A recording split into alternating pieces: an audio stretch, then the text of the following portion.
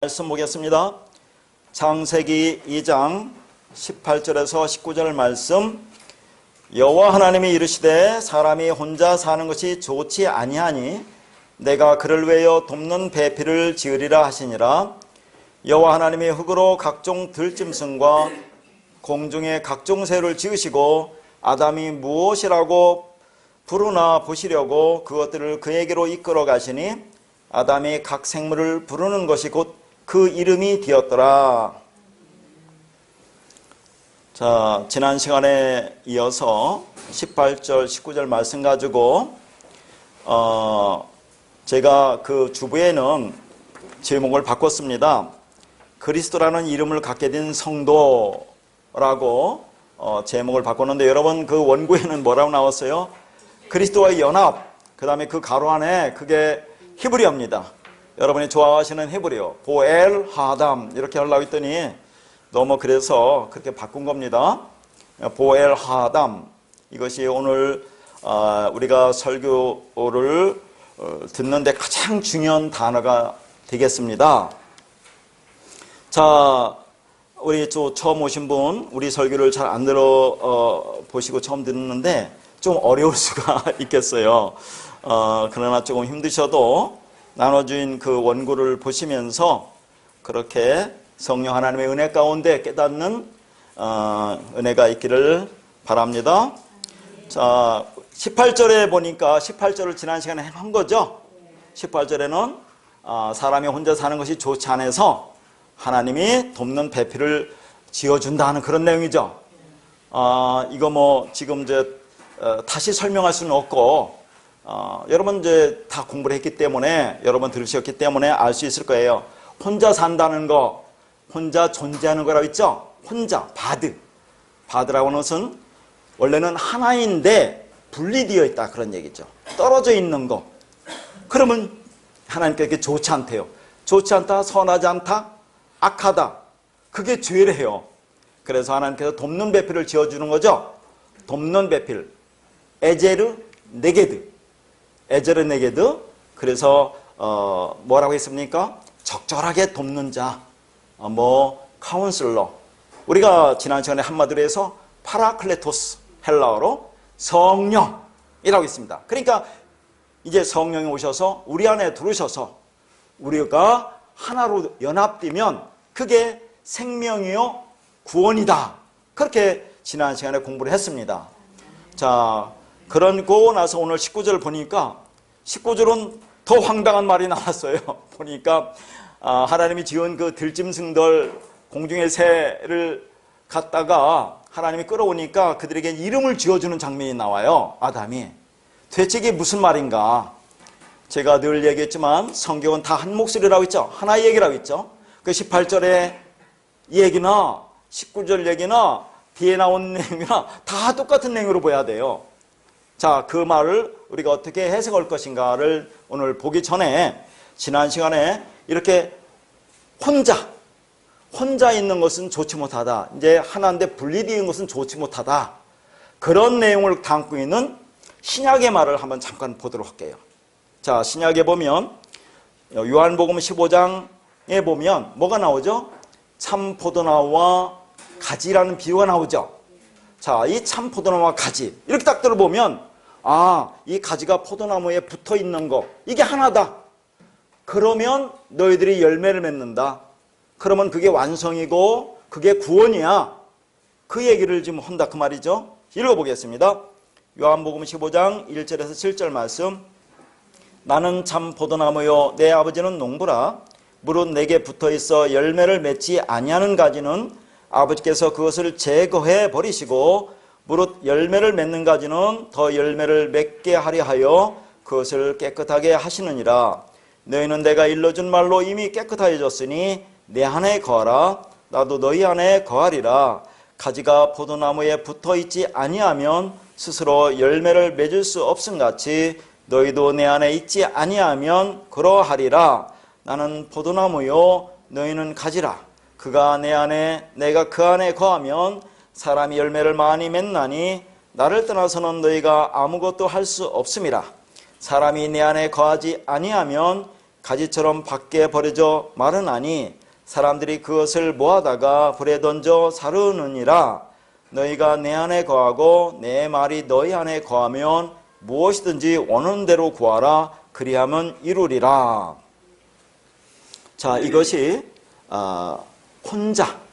혼자라고 하는 것은 나무 가지가 그 나무에 붙어 있지 않은 상태, 떨어져 있는 상태, 그걸 지금 요한복음에서 말하고 있다, 그런 얘기죠.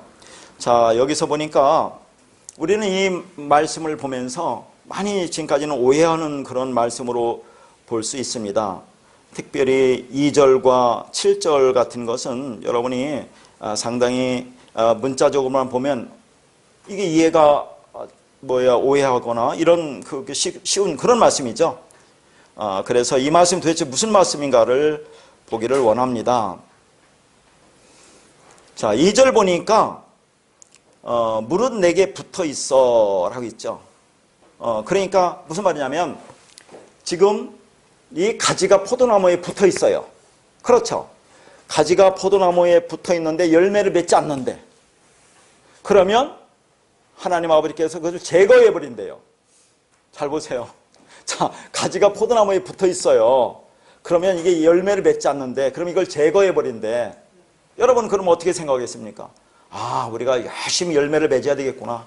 이 땅에서 힘과 열심과 노력을 다해서 열매를 맺어야 되겠구나, 이렇게 생각할 거 아닙니까?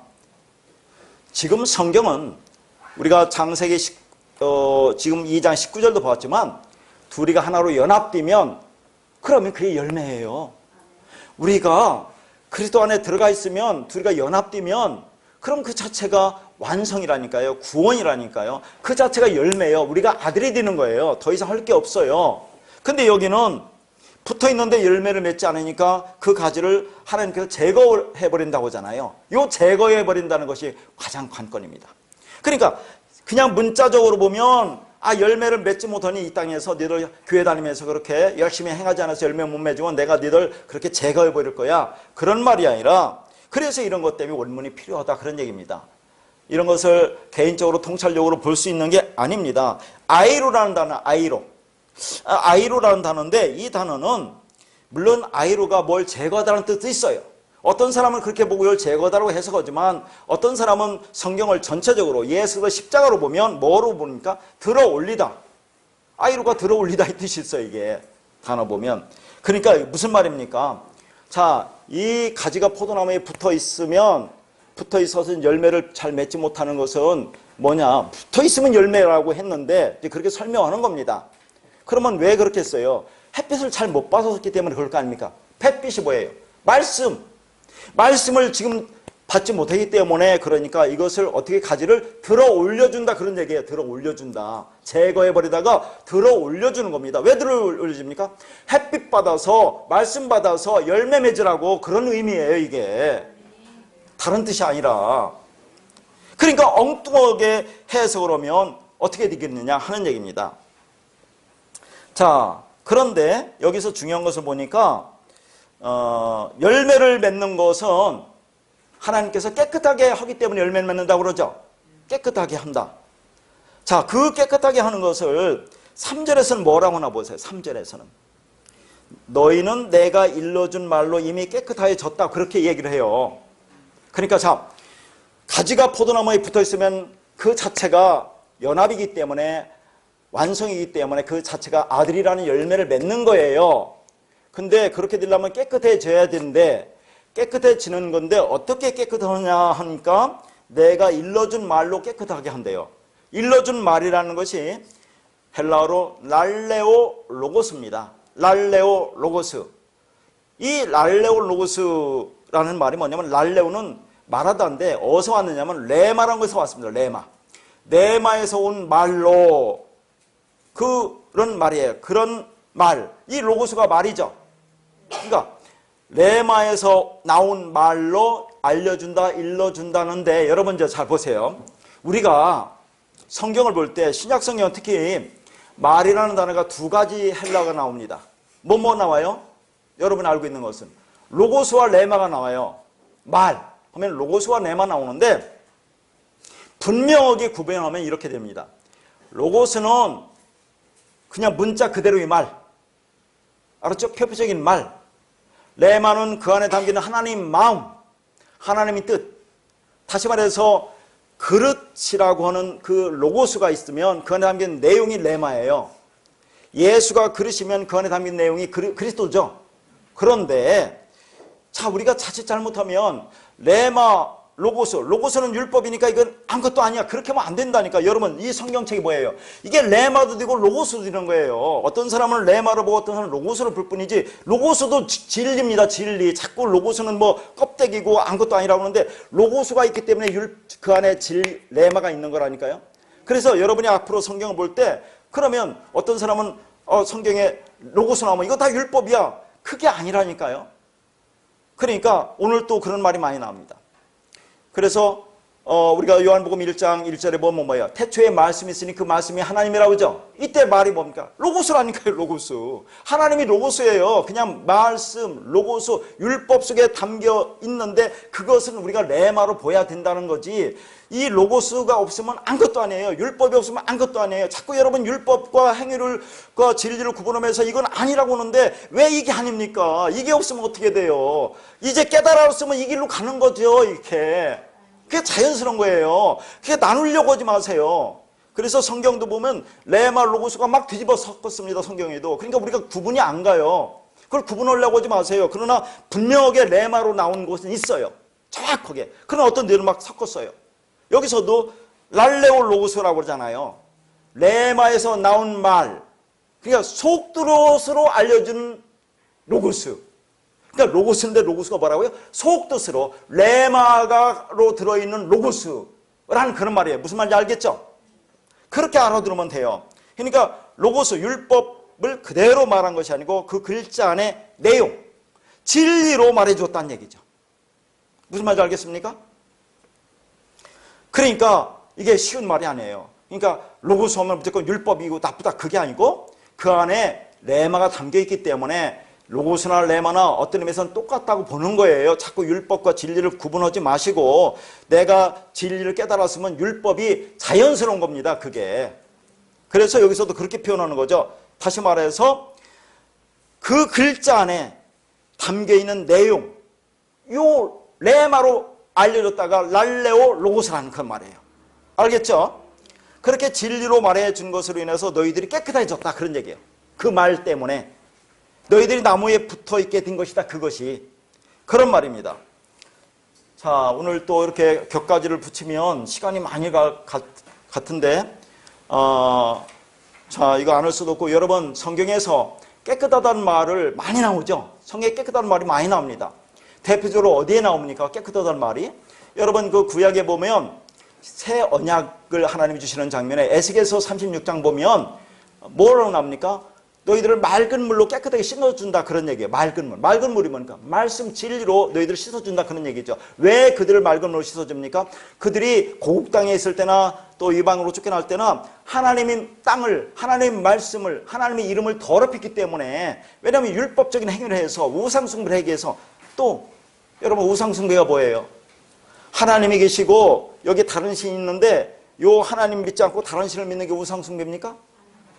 그게 아니에요. 이 말씀을 주신 말씀을 그 안에 있는 진리를 보지 않고 껍데기로 보면 그게 우상숭배예요. 그게 우상숭배. 자, 그래서 더러워진 너희들을 맑은 물, 진리로 깨끗하게 씻어준다는 것을 에스겔서 36장에서 뭐라고 합니까? 내 영을 너에게 주리리 그러잖아요. 성령을 주겠다. 성령이 들어가면, 말씀이 들어가면, 진리가 들어가면, 그리스도가 들어가면 너희들이 깨끗해진 거야. 그 말을 하는 거예요. 이 또 새 언약을 에레미야서 31장에서는 뭐라고 합니까? 31장 31절에 쭉 나와요. 하나님이 이스라엘 백성을 애굽에서 이끌어냈죠. 이끌어내고 시내산에서 하나님의 백성과 언약을 맺습니다. 율법을 주심으로 언약을 맺죠. 그래서 구약이라고 하는 거예요. 그걸 옛 언약.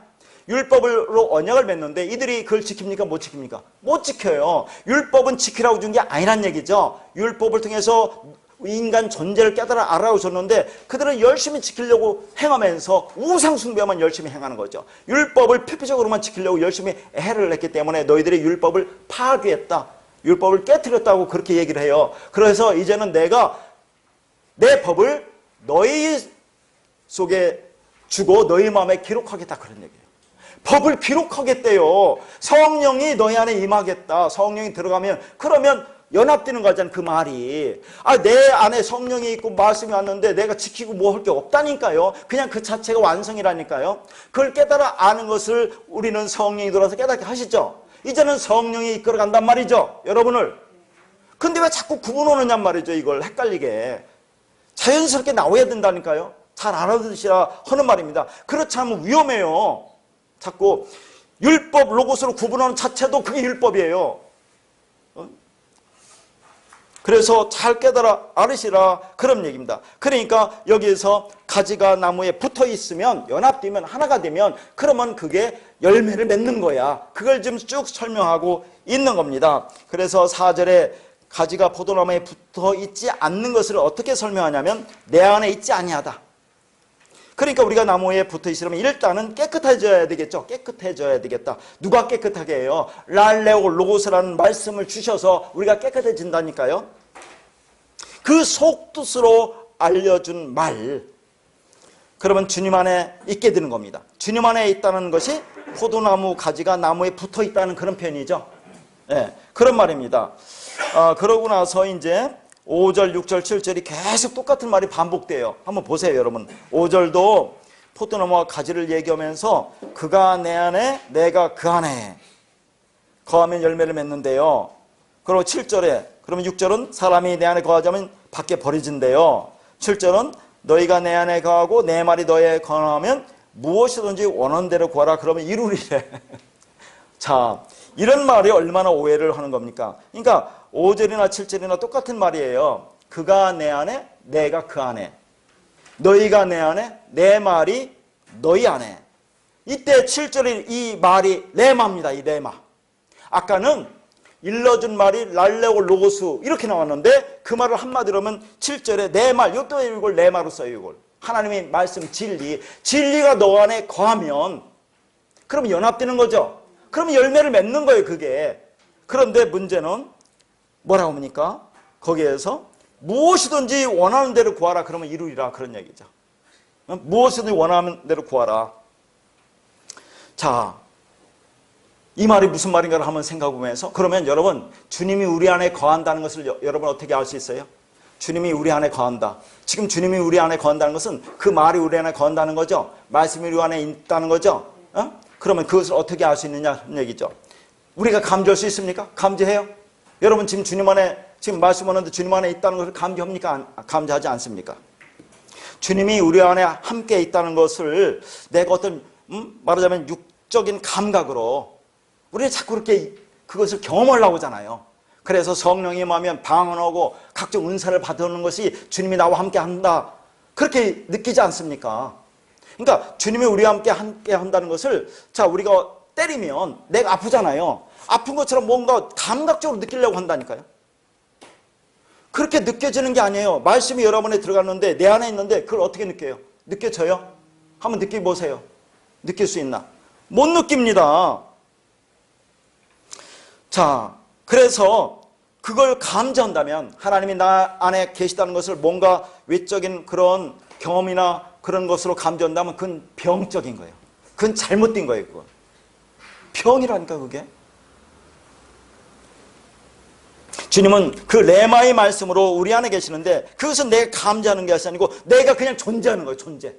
알았어요? 그걸로 그냥 감지가 안 되고 그걸로 그대로 존재해서 그대로 살아가면 되는 겁니다. 뭘 어떻게 할 거예요?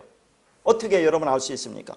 자, 내가 여러분과 이렇게 마주보고 떨어져 있으면 내가 여러분을 볼 수 있고 여러분이 나를 볼 수 있어요. 그렇죠? 그러면 제가 여러분 속으로 들어가면 여러분 저를 볼 수 있어요? 못 보잖아요. 그거나 똑같은 말입니다. 말씀이 내 안에 들어와서 나와 하나가 됐는데 그 말씀을 내가 어떻게 감지할 수 있어요? 감지 못 하잖아요. 근데 밖에 있는 사람은 서로 볼 수 있습니다. 서로 뭔가를 설명할 수 있어요. 보니까 설명하죠. 그게 가짜라 그런 얘기입니다. 그건 가짜예요. 진짜가 아니라. 그래서 예수님이 이 땅에 육신을 입고 오셔서 복음을 설명해도 못 알아듣잖아요. 육신을 입고 오셨으니까 어떻게 복음을 설명합니까? 지난 시간에 오병이어를 봤죠? 오병이어. 눈에 보이는 것을 주잖아요. 내가 하늘에서 내려온 떡이라는 그 진리를 설명하기 위해서 어떻게 설명합니까? 오병이요, 물고기 2마리, 떡 5덩어리 가지고 5,000명 먹고 12광주를 담는 그런 이 땅에 있는 것으로, 먹고 배부른 것으로 보여주잖아요. 그렇게 보여줄 수밖에 없어요. 그런데 그 안에 하나님이 진리를 담고 있다. 하늘에 내려온 떡, 나라, 예수 그리스도라는 것을 설명하기 위해서 그걸 그렇게 설명할 수밖에 없는데, 인간은 그걸 깨닫지 못하는 거예요.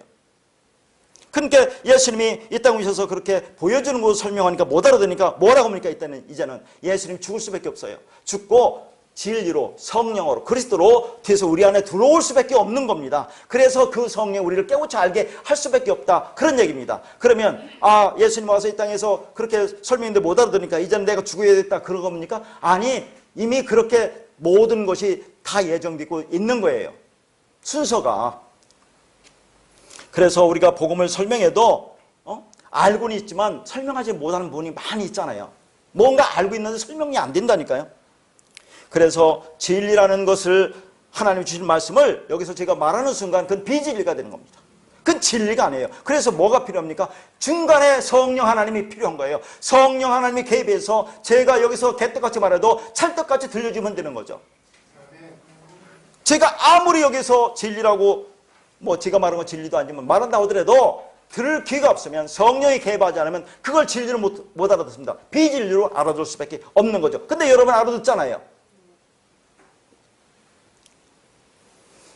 자, 7절에 아까도 말했지만 뭐라고 합니까? 거기에서 내 말이 너희 안에 거하면 무엇이든지 원하는 대로 구하라, 그러면 다 이루리라. 지금까지 어떻게 여러분은 이것을 알아들었어요? 하나님 말씀이 이제 내 안에 있으니까 내가 그 말을 믿으면, 내가 그래서 그걸 붙들고 기도하면 내가 원하는 거 다 이루어준다, 그런 얘기, 그렇게 지금까지 신앙생활을 하지 않았습니까?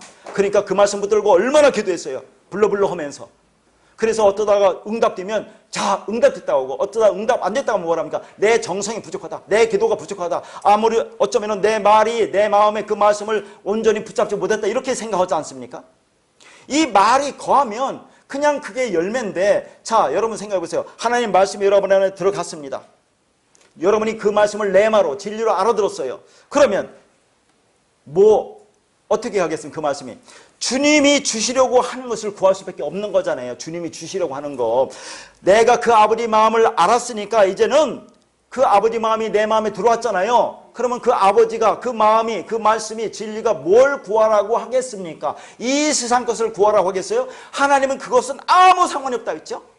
이 세상 것하고는 하나님은 상관없습니다. 뭘 구하라고 했습니까? 영생, 생명, 그 복음, 그 진리, 그것만 구하라, 그런 얘기예요. 그러니까 무엇이든지 그것 구하면 내가 주겠다 하는 얘기 아닙니까? 그래서 복음서에 보면 구하면 내가 성령을 주지 않겠느냐, 그런 얘기죠. 좋은 거, 성령, 말씀, 진리. 성령이라고 하니까 자꾸 물론 방언이나 무슨 이상 은사라고 얘기하는데, 방언, 글로써, 혀, 텅, 아무 말도 아닌 거 그렇게 얘기한다니까요. 고린도서에서 사도 바울이 뭐랍니까? 방언은 누가 필요하다고 해서 믿지 않는 자들이 필요하고, 예언은 믿는 자들이 필요하다고 했죠. 예언, 말씀, 진리는 믿는 자들이 필요한 것이고, 방언은 헛뜻없는 말, 아무것도 아닌 말, 그것은 믿지 않는 자들에게 필요한 거야. 그런 얘기예요. 그게 다른 말이 아니라.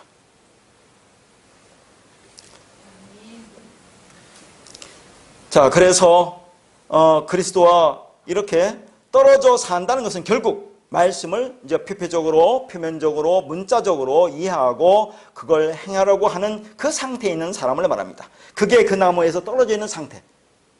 주님 안에 거하지 못하고 분리되어 있는 상태이고, 그것을 지금 설명하고 있는 겁니다. 그러면 반대로 가지와 나무가 붙어 있는 것은 혼자 살지 않고 같이 산다는 뜻으로 말씀을 율법의 행위로 듣지 않고 뭐라고요? 그 하나님이 열심히 해서 하나님께서 친히 이루시겠다는 약속으로 들려지게 되는 겁니다. 그게. 그래서 우리가 구원이라고 하는 것은 율법적 선악 구조로 태어난 우리가 모든 것을 그렇게 선악으로 판단하며 살잖아요. 그 우리가 다나토스의 죽음으로 죽고 말씀의 완성으로 죽고 이제는 그 영, 푸니마, 그 진리로 우리가 살아가는 것을 구원이라고 하는 겁니다. 율법은 우리 육체가 하는 것이고 진리는 내 안에 있는 그 영이 하는 겁니다. 자, 이제 오늘 본격적으로 오늘 말씀 19절을 보겠습니다. 19절. 자, 보세요. 이제 이 말이 무슨 말인가? 얼마나 재미있나 보세요. 19절에 보니까 지금 여호와 하나님이 흙으로 각종 들짐승 만들고 새 만들고 20절에 보니까 거기 가축도 나와요. 이제 나오는데 이들을 가지고 여호와 아담에게 이끌어 가요. 그러니까 아담이 부르는 것이 그 생물의 이름이 되었더라 이런 얘기죠. 그러면 그런가 보다 하면 되지. 뭐 볼 게 있습니까? 그거 하나님이 가르쳐 주려고 성경을 써놨겠습니까? 아니라고 있죠. 그럼 이 안에 진리를 찾아가야 돼요. 그럼 한번 생각해 봅시다. 거기 보면 들짐승 공중에 새는 나왔는데 그러면 이거 보니까 육지에 있는 동물 같아요. 그럼 바다 사는 물고기 이건 어떻게 누가 이름 짓습니까? 바다 사는 물고기 누가 이름 지었어요? 누가 지었느냐는 얘기죠. 자, 우리가 여러분 인터넷을 한번 검색해 보세요. 동물의 종류가 몇 종류나 될까? 자, 어류, 양서류, 파충류, 조류, 포유류. 이게 척추동물이죠. 그럼 무척추동물은 뺀다 하더라도 이 척추동물만 하더라도 그래야 묻지요. 너무 유창하게 해도 그러니까 자, 몇 종류나 되겠어요? 척추동물. 여러분 한번 인터넷 검색해 보세요. 수만 종류가 돼요. 제가 동물만 해봤더니 뭐 100몇만 종류가 되더라고요. 동물만. 거기는 무척추 동물도 있겠지만 그러면 자, 수만 종류라고 해요. 그걸 지금 아담이 일일이 지금 이름을 가르쳐주는 짓는 거 아닙니까? 너 사자, 너 호랑이, 너 기린, 너 코끼리 이렇게 지어줬다는 얘기잖아요. 그러면 우리는 진화론을 믿는 게 아니고 창조론을 믿으니까 그러면 그때 그 아담이 지어준 이름이 지금까지 내려오는 거 아닙니까? 그럼 어떻게 내려왔겠어요? 아담이 자, 아벨은 죽고 가인은 쫓겨났으니까 셋을 와서 셋에게 또 일려줬은 거니까 자, 이렇게 생긴 건 호랑이고 이렇게 생긴 건 사자고 아니면 사진을 찍어가지고 책을 만들어서 후세에 알려줬어요? 어떻게 알려줬겠습니까? 그런 게 아니겠죠. 응? 자, 그러니까 아담이 그 수많은 생물들의 이름을 지어줬다는 그 말이 아니라는 것은 알 수 있겠잖아요. 지금 그걸 얘기하는 게 아니죠, 성경이. 그러니까 여기 나오는 들짐승, 각종 새 등이 도대체 무엇을 말하느냐가 중요하다는 얘기죠. 이게 문자 그대로 들짐승이고 공중에 나는 새라면 그 많은 종류의 동물들, 짐승들의 이름을 도대체 사람이 지어줄 수 있겠느냐 하는 겁니다. 그렇다면 이것은 다른 이야기를 하고 있다는 얘기죠. 그러니까 이 성경 말씀을 보고 이것을 이런 짐승들을 이런 새들을 아담이 지어줬네 라고 보는 사람이 짐승입니다. 그게 짐승이에요. 성경은 그걸 우리에게 지금 폭로하고 있는 겁니다. 성경 말씀을 하나님의 아까도 말했지만 문자로 기록해 줬죠. 그래서 문자 겉에 흐르는 것이 있다면 그 속에 있는 하나님의 마음이라는 게 있는 겁니다. 하나님의 그 마음을 우리가 알아보는 것이 하나님의 말씀을 들었다고 얘기하는 거죠. 여러분이 하나님의 말씀을 들었다는 것은 그 내용에 있는 것을 아는 것을 하나님의 말씀을 들었다고 얘기하는 겁니다. 그러니까 여기 나온 들짐승, 새, 가축 등을 문자 그대로 보면 우리가 하나님의 그 복음을 들을 길이 없어요. 아무리 성경을 수백 독 한다 하더라도 수박 겉핥기씩밖에 안 돼요. 뭐 아무것도 모르고 그냥 읽기만 하면 그 무슨 의미가 되겠습니까? 그러니까 어떤 집사님은 읽어도 앞으로 진도가 안 나간대요. 그게 맞는 거예요. 안 나가. 모르니까 도대체 무슨 말이지? 근데 자꾸 예수도 십자가로 읽어내려고 노력을 해야 되는 겁니다. 자, 지금 여기 내용이 지금 어디에서 이루어지는 거죠? 가장 중요한 게 어디서 지금 이 말씀이 이루어지는 겁니까? 에덴 동산. 제가 계속 에덴 동산만 얘기하죠? 에덴 동산이 뭐라고 했습니까? 성전. 지금 성전에서 얘기하고 있다니까 이게. 그러니까 우리가 하나님의 성전이라고 했죠? 그 우리가 하나님의 성전인데 우리 안에서 각자의 일어나는 복음을 말하고 있는 거예요. 우리의 얘기라니까 다른 것으로 보면 성경을 엉망으로 보는 거예요. 내 얘기로 보여야 된다는 얘기죠. 그러니까 19절 말씀도 18절과 똑같은 그 복음의 이야기를 하고 있는 겁니다.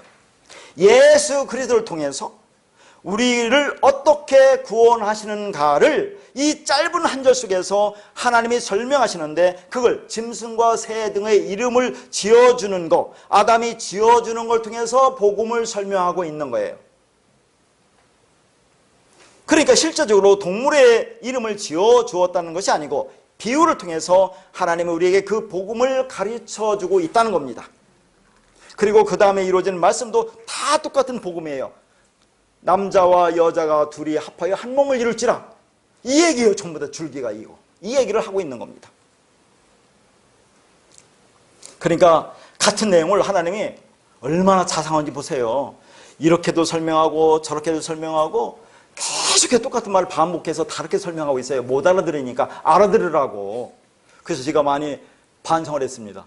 아, 하나님도 이렇게 자세하게 이렇게 설명하는데 너는 뭐 잘났다고 그렇게 맨날 소리만 꽥꽥 지르고 못 알아듣는다고 그렇게 얘기를 하니? 하나님도 이렇게 설명하잖아요. 자세하게. 그래서 저도 천천히 자세하게 설명하려고 그렇게 이 말씀을 보면서 또 은혜를 받았습니다. 그러니까 이 땅에서 공부 잘하는 애들 또 반복학습이에요. 책 많이 본다고 좋은 게 아니라 몇 권을 여러 번 반복하는 게 공부 잘하는 겁니다. 하나님 보세요. 말씀 똑같은 말을 계속 준다니까요. 창세기 1장 1절부터 요한계시록 마지막 장까지 계속 같은 말을 반복하고 계신 거예요. 그게 바꿔서 알아들어라. 근데 못 알아듣잖아요. 그것을 행위로 전부 다 알아들으니까 못 알아듣죠. 그러니까 이 본문의 말씀도 아담이 단순히 그 짐승들의 이름을 지어줬다는 말이 아니고 그리스도와 우리와의 관계를 하나님이 표현해주고 있다는 그런 얘기입니다. 자, 이것을 지금부터 알아볼 텐데요. 그러면 들짐승이 뭐고 그 다음에 이제 공중에 나는 각종 새가 뭔지를 이렇게 한번 보겠습니다. 성경은 우리 인간을 들짐승으로 표현하고 있어요. 자, 왜 짐승이라고 이제 꼭 들짐승이라고 했을까요, 여러분? 들짐승. 아니, 짐승이라고 되죠. 뭐 들짐승이라고 뭐 굳이 할 필요가 있어요? 뭐 가축 때문에 그랬나? 자, 성경에서 들 하면 뭡니까? 야생적인 의미가 있죠. 그래서 전에 한번 설명했습니다. 들포도, 들풀, 들꽃, 들짐승. 들이라는 것은 스스로 나서 스스로 자라고 스스로 열매 맺는 것. 그러면 하나님이 그것을 뭐라고 했어요? 악하다, 부정하다 그런 얘기입니다. 그걸 어디서 알 수 있어요? 여러분, 저번에 한번 얘기했는데 여러분 레위기 25장 보면 안식일과 희년이 나와요. 레위기 25장에 안식년과 희년이 나오는데 안식년과 희년에 곡식을 거두잖아요. 그리고 자라난 것, 스스로 자란 것은 거두지 말라 그래요, 하나님이.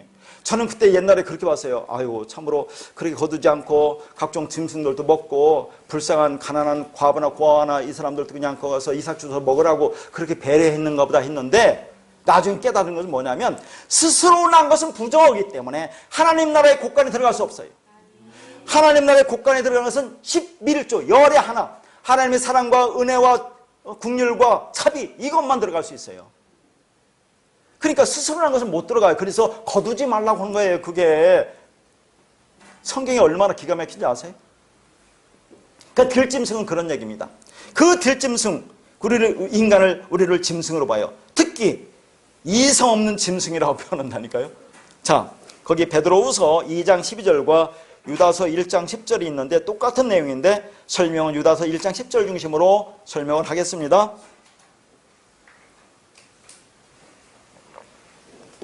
그러나 이 사람들은 본래 잡혀 죽기 위하여 난 이성 없는 짐승 같아서 그 알지 못하는 것을 비방하고 그들의 멸망 가운데서 멸망을 당하며 유다서 1장 10절 이 사람들은 무엇이든지 그 알지 못하는 것을 비방하는도다. 또 그들은 이성 없는 짐승같이 본능으로 아는 그것으로 멸망하느니라. 이 사람들이 누굽니까? 뭐 뚝 떼우니까 모르겠죠. 그러니까 성경을 안 읽으면 모르죠. 이 사람들은 거짓 교사, 거짓 선지자, 왜곡된 진리를 알고 열심히 받아서 그것을 지키려고 하는 자들. 또 사람을 비진리를 진리로 착각하게 만드는 영, 뭐로 미혹의 영. 이것을 이 사람들이라고 합니다. 그 사람들은 무엇이든지 알지 못하는 것을 비방한대요. 무엇이든지 알지 못하는 것을 비방한다. 그 말은 뭐냐면 진리를 말하면 그것이 무엇인지 모르니까 비방하는 겁니다. 뭐라고 합니까? 너희들 왜 성탄절 안 지키니? 야, 부활절은 왜 각종 절기는 안 지켜? 그렇게 얘기한다니까요. 왜 그 십자가를 섬기면 안 되니? 예수가 뭔지, 그리스도가 뭔지, 십자가가 뭔지 구분이 안 되니까 역사상 예수를 섬기면 안 된다고 하니까 비방한다는 얘기예요. 그걸 섬기면 안 된다고 하니까. 자, 거기 보니까 이성 없는 짐승이죠. 이성 없는 짐승이 헬라어로 알 로고스 조온입니다. 알 로고스 조온. 이 조온이 짐승이에요. 나머지는 이성 없는이 알 로고스예요. 알 로고스. 알이라는 것은 없다, 아니다는 부정어고, 여기가 이제 이성을 이제 로고스라고 있는데, 그러니까 무슨 말입니까? 로고스가 없다는 그런 말입니다. 로고스가 없는 사람이 짐승이래요. 그러니까 여기서 로고스 하면 율법이라고 보면 안 된다니까요. 그 안에 흐르는 진리를 깨달아 알아야 돼요. 그러니까 요 책도 로고스나 율법 똑같은 얘기니까 여러분이 그렇게 알아둬야 돼. 그러니까 로고스가 없으면 뭐라고요? 말씀이 없으면 그게 짐승이야. 그런 얘기죠. 사람은 사람인데 로고스가 없으면 그거 짐승과 다를 바 없다는 겁니다. 그러니까 자기들이 본능대로, 자기들이 느끼는 대로, 자기들 눈에 보이는 대로 결정해버리는 사람들, 표피적으로 문자적으로 말씀을 보는 사람들, 그게 짐승이야. 그런 얘기입니다. 인간이 아무리 머리가 좋고 능력이 뛰어나서 이 세상을 아름답게 가꾸고 발전시킨다 한다 할지라도 그 안에 로고스가 없다면, 하나님 말씀이 없다면 그것은 짐승이다. 그런 얘기입니다. 그러니까 그러면 또 뭐라고요? 아, 로고스가 하나님 말씀이니까 내 하나님 말씀을 달달달 이용하면 되겠네? 그러면 귀에 드는 겁니까? 그런 말이 아니고 그 문자의 안에 흐르고 있는 그 레마의 음성, 그 하나님의 음성, 그 깨달아진 그 말씀이 내 안에 새겨져 있느냐가 문제예요. 그 말씀이 새겨져 있습니까? 하는 얘기죠. 알 로고스는 문자적으로만 알고 있는 사람들의 상태를 이성 없는 짐승이라고 표현하고 있다는 얘기예요. 그 이성 없는 짐승은 그렇게 말씀을 진리로 깨닫지 못하고 있는 사람들을 가리키는 겁니다. 그러니까 이 땅에 사는 사람 딱 둘로 나눠져요. 어떻게 둘로 나눠집니까? 하나는 우리가 늘 말하는 자기를 부인하고 십자가의 죽음을 죽는, 성도의 죽음을 죽는, 다나토스의 죽음을 죽고 하나님에 의해서 다시 살리심을 받은 그 부활의 능력으로 살아가는 사람들이 있는가 하면, 그래서 진리로 거듭난 사람들이 있는가 하면, 다른 한 부류는 끝까지 인간의 보편적 자존심을 굽히지 않고 자기 열심으로 얼마든지 하나님을 섬길 수 있다고 생각하는 알 로고스들, 진리가 없는 사람들, 말씀이 없는 사람들을 말합니다. 그러니까 알 로고스 자체가 이성 없는 것으로 거기에 진리가 담겨 있지 않은 뭐라고요? 개, 돼지나 다를 게 없다. 그러니까 말씀이 없으면, 그 안에 내 말하는 진리가 없으면 개나 돼지가 죽는 거나 사람이 죽는 거나 아무 차이가 없다. 그런 얘기예요. 그게 무시무시하는 얘기죠. 그 진리를 마음에 담고 있지 않으면 성도 흉내를 내. 이 땅에서 열심히 성도 흉내를 내다가 죽은 모비에 십자가를 딱 박아놓고 여기 누구누구 어떤 목사 잠들다 한다 하더라도 뭡니까? 그게 그를 구원하지 못한다. 그런 얘기죠. 십자가는 그 십자가도 아니지만 그 구원하지 못하는 겁니다. 그렇게 모든 인간은 짐승으로 태어났다고 성경은 말하고 있습니다. 자, 제가 무조건 짐승이라고 하지 않아요. 아까도 이성 없는 짐승이라고 했지만 또 성경의 짐승이라는 얘기를 계속 볼 겁니다. 제가 무조건 짐승이라고 우리를, 왜 우리가 짐승이냐, 저 흉악범이 짐승이지, 그게 아니라 인간 다 짐승이라니까요. 그렇게 성경이 말하고 있어요. 그래서 지금 아담이 짐승 이름을 짓는 게 뭔가를 이미 이제 깨달으시면서 말씀을 들어나가야 됩니다. 자, 사도행전 10장의 말씀 중에서 10절과 16절만 제가 읽어드리겠습니다. 그가 시장하여 먹고자 하며 사람들이 준비할 때에 황홀한 중에 하늘이 열리며 한 그릇이 내려오는 것을 보니 큰 보자기 같고 네 귀를 메어 땅에 들이웠더라. 그 안에는 땅에 있는 각종 네 발 가진 짐승과 기는 것과 공중에 나는 것들이 있더라. 또 소리가 있으되 베드로야 일어나 잡아먹으라 하거늘 베드로가 이르되 주여 그럴 수 없나이다. 속 띠고 깨끗하지 아니하는 것을 내가 결코 먹지 아니하였나이다 한데, 또 두 번째 소리가 있으되 하나님께서 깨끗하게 하신 것을 네가 속되다 하지 말라 하더라. 이런 일이 3번 있으에 그 그릇이 곧 하늘로 올려져 가니라. 이거 누구 얘기하는 것 같아요? 자, 지금 보니까, 자, 이 얘기는 사도행전 10장에 이제 이방인 백부장 고넬료가 나오죠.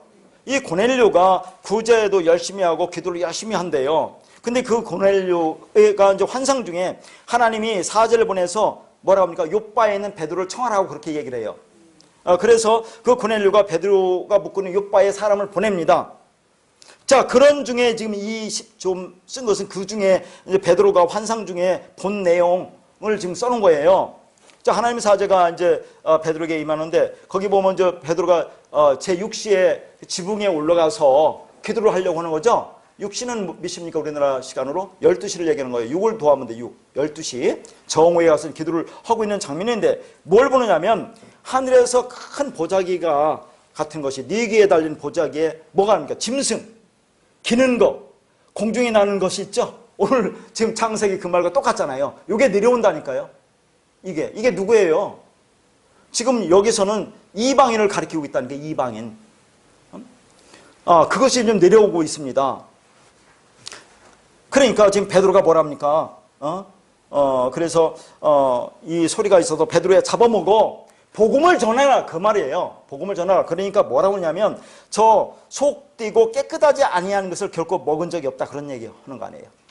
그런 이방인한테 짐승 같은 이방인한테 난 복음 전할 수 없어. 그러니까 15절에 두 번째 소리가 나서 똑같이 하나님이 말씀합니다. 내가 깨끗하게 했다. 왜 네가 속되다고 하느냐? 그런 얘기죠. 이방인도 하나님 말씀으로 전해서 아까 깨끗하다 하는 말을 계속 했잖아요. 제가 말씀으로 내가 깨끗하게 했는데 왜 네가 그걸 속되다고 하느냐? 그런 얘기죠. 그러면서 3번 있은 후에 그 그릇이 하늘로 올려져 가느니라. 성경에 보면 3번이 얼마나 많이 나오는지 몰라요. 이따 물어볼 겁니다. 3번의 뜻이 뭔지 지금까지 온 거. 3번. 여기도 3번 한 다음에 올라가요. 하나님이 지금 이방인 지금 베드로가 볼 때는 유대인이 볼 때는 이방인의 짐승같이 보여요. 짐승, 기는 거, 뭐 공중에 나는 새같이 보이잖아요. 근데 이것을 유대인들은 지금 뭐래요? 깨끗하지 못하다. 그렇게 얘기하잖아요. 속되고 깨끗하지 못하다. 근데 하나님께서 깨끗하게 하셨는데 왜 네가 깨끗하지 못하다고 하느냐? 그런 얘기 아닙니까? 근데 3번 후에 이제 그 보자기가 하늘로 올라가는 거죠. 3. 하늘의 수, 완성의 수. 이렇게 해서 하나님 백성이 완성되는 거야. 그걸 보여주는 거 아니겠습니까? 자, 그래서 이제 뭐냐면 베드로가 고넬료가 보낸 사람을 따라가서 고넬료가 묵고 있는 집으로 가죠. 가서 이제 가니까 고넬료가 말합니다. 하나님께서 당신에게 주신 말씀을 다 우리에게 말해달라고 그러죠. 그러니까 베드로가 성령에 붙들려서 말씀을 전할 때 뭡니까? 성령이 그들에게 임합니다. 진리, 말씀이 임하죠? 그러면 거기서 또 방언했다는 얘기 나온다니까요. 그러니까 성령이 임하면 방언이 임한다고 하는데 이 방언에 대해서 나중에 다시 자세히 얘기할 테니까 그 뜻없는 말이에요, 그거. 자, 그거에 대해서 지금 얘기하면 너무 시간이 가니까. 자, 그렇게 또 우리가 본다 그 말이죠.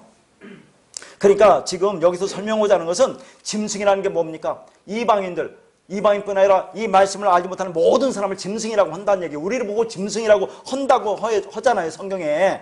지금 제가 그것을 보여주고 있는 겁니다. 그러니까 짐승들은 부정한 이방인들, 우리가 다 이방인들이니까 이방인만 말하는 것이 아니고 하나님을 모르는 자들이 곧 짐승이고 기는 것이고 나는 것이라고 얘기하는 겁니다. 근데 아까도 말했지만 우리가 짐승이냐? 저 이춘 누구죠? 그 사람이 짐승이지? 똑같아요. 제가 이렇게 하면 뭐가 똑같아? 마음속으로 똑같다니까요. 행동만 해서 그렇지 참고 복음으로 참으니까 그렇지. 마음은 똑같지 않아요? 다 죽이고 싶지? 어떤 때는. 죄송합니다. 자, 그래서 한 번 더 보겠습니다. 성경은 무엇을 짐승으로 하는가를 다시 보겠어요. 한번 보세요. 디도서 1장 10절부터 13절까지 불순종하고 헛된 말을 하며 속이는 자가 많은 중 할례파 가운데 특히 그러하니 그들의 입을 막을 것이라. 이런 자들이 더러운 이득을 취하려고 마땅하지 아니한 것을 가르쳐 가정을 온통 무너뜨리는도다. 그레데인 중에 어떤 선지자가 말하되 그레데인들은 항상 거짓말장이며 뭐라고요? 악한 짐승이며 대만 위하는 게으름뱅이라 하니 이 증언이 참되도다. 그런 말이죠.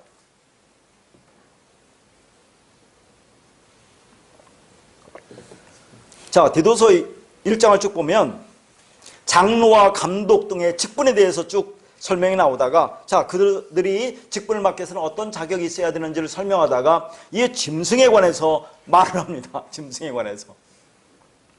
자, 10절 볼게요.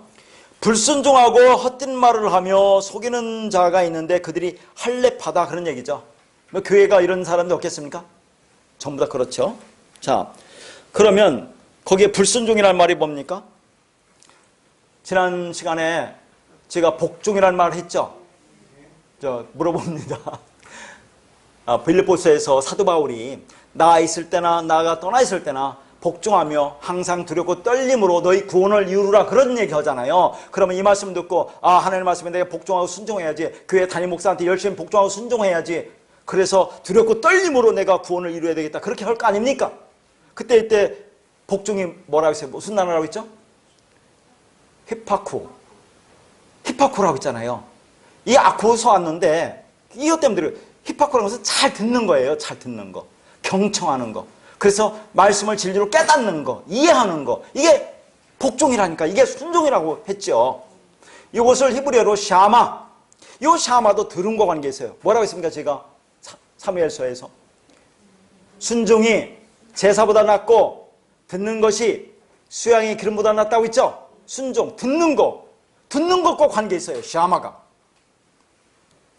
그러면 불순종이라는 것은 뭐냐면 당연히 순종하지 아니하다. 이 헬라어로 아파이데이아라는 그런 말인데, 그러니까 불순종이라는 뭡니까? 잘못 듣는 거예요. 잘못 듣는 거. 말씀을 주면 잘못 듣는 거. 진리를 주면 율법으로 듣는 거. 그게 불순종이라니까요. 자, 그런데 그렇게 우리는 하나님을 우리가 열심히 믿고 있다고 하는데 우리가 잘못 듣고 잘못 믿고 있는 거, 그게 불순종이라니까요. 하나님을 믿고 있다고 하는데 여러분이 잘못 듣고 잘못 믿고 있는 게 불순종이라고 한다 그 말이에요.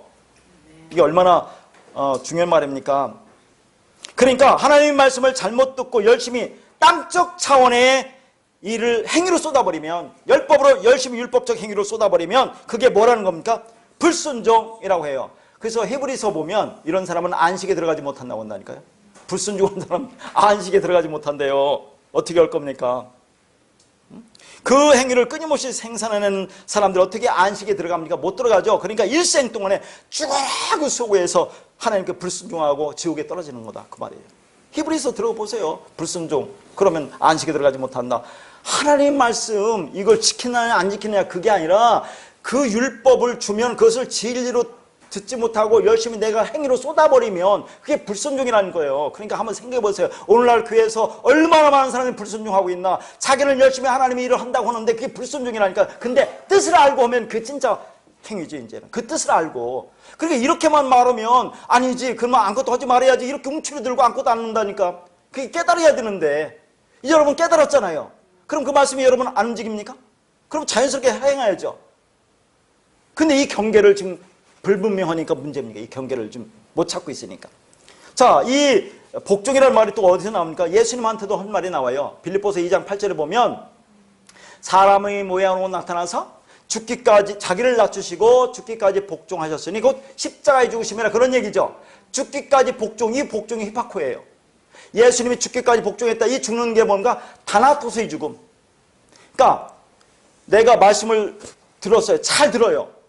잘 들으면 뭡니까? 죽어야 된다는 얘기예요. 죽어야 된다. 뭐 어떻게 죽어요? 육이 죽는 게 아니라 말씀의 완성으로서의 죽음, 육적자의 죽음. 그게 복종이야. 그런 얘기예요. 그게 순종이야. 그런 얘기를 하는 겁니다. 하나님이 말씀을 율법으로 주셨는데 그 말씀을 율법의 껍데기만 보지 않고 그 안에 담기는 보배를 발견한 사람들이 있네. 그걸 잘 들었다고 말하는 겁니다. 그런데 순종 있죠. 히브리어가 그 뜻을 알게 좋거든요. 샤마라는 건데 이 샤마라는 것은 완전하다라는 의미도 갖고 있어요. 이 순종이에요. 완전하다. 완전하기 때문에 순종이라는 것은 내가 완전히 비워지고 뭐예요? 하나님께 전적으로 의존되었을 때를 말하는 거예요. 그게 믿음이죠. 그게 믿음. 내가 비워지고 하나님을 의존하는 거. 그게 믿음 아닙니까? 그러니까 순종이 뭐예요? 믿음이죠. 믿음은 뭐예요? 죽는 거. 근데 이 모든 것은 누가 깨닫게 해주셔요? 성령이 오셔야만이 깨닫게 해주시는 겁니다. 그러니까 무엇을 지키는 것이 아니라 행위로 뭔가 만들어내는 것이 아니라 어떻게 듣느냐가 순종이다 하는 얘기입니다. 말씀이 떨어졌을 때 내가 이거 해야 되는구나, 혹 이거 내가 하지 말아야지 하는 식으로 선악으로 이렇게 만들면 그거 잘못 듣는 거 불순종이라고 하는 겁니다. 근데 말씀을 주시는데 이거 내가 할 수 있는 것이 아니구나. 그러면 이걸 이루시는 분이 있겠구나 하고 완성하는 분이 있겠구나. 그 완성하는 분을 내가 그냥 내 안에 그냥 받아들이면, 그걸 내가 믿으면, 그게 내 안에서 일어난다는 것을 깨달으면 그게 순종이야. 그렇게 얘기를 하는 겁니다. 그러니까 교회 담임 목사의 말을 듣지 않는 것이 불순종이 아니고, 불순종은 진리로 설득되어지지 않은 사람들을 말하는 겁니다. 그래서 성경의 말씀을 국어사전적 개념으로 받아들이고 해석하면 죽어요. 그러니까 지금도 계속 보지만 성경에 나온 이 단어들이나 용어들은 그 안에 철저히 진리를 담고 있어요. 이걸 깨달아야 알아야 됩니다. 그러니까 불순종은 진리의 말씀에 굴복하지 않는 것, 그런 자를 뭐라고 합니까? 율법주의자들이라고 하는 겁니다. 그 결과적으로 오는 것이 뭐라고요? 헛된 말, 거짓말, 속이는 말, 이런 자들은 한 말마다 비진리적인 율법의 행위를 말합니다. 그러니까 진리의 말씀으로 하지 않으면 무슨 말을 하든지 간에 그게 뭐라고요? 속이는 말, 거짓말이 되니까 이를 뭐라고요? 사탄이라고 했죠. 마귀 사탄, 거짓말하는 자, 속이는 자, 그거예요. 그거 다른 게 아니라 이 사람들 뭐라고요? 할례파. 자, 할례파가 뭡니까? 그러니까 초대교회 때는 기독교가 있었는데 이 유대교에서 개종한 사람들이 있잖아요. 기독교로 들어왔죠. 근데 이 사람들은 뭘 갖고 들어와요? 율법 갖고 들어왔죠. 그러니까 여전히 기독교라고 하면서도 할례를 행해야 된다, 율법을 지켜야 된다고 주장하는 사람들, 이게 할례파라 그 말입니다. 이들이 짐승이란 얘기예요. 이들이 속이는 자, 거짓말하는 자, 이들이 불순종하는 자, 악한 자라고 하는 겁니다. 그러니까 예수를 믿는 사람에도 불구하고 율법에서 말하는 할례를 행해야 된다, 율법을 행해야 된다라고 주장하는 사람들, 이들은 당연히 불순종, 진리에 설득되지 않은 사람들이니까 그런 주장을 할 수밖에 없는 겁니다. 이들이 뭐라고요? 짐승이라고 한다 하는 거죠. 제 말이 아니에요. 여기 성경에 나와 있는 대로 하는 겁니다. 아니면 원어를 찾아보세요. 찾을 수 있나? 자, 11절에 당연히 그들이 하는 말을 뭐라고 합니까?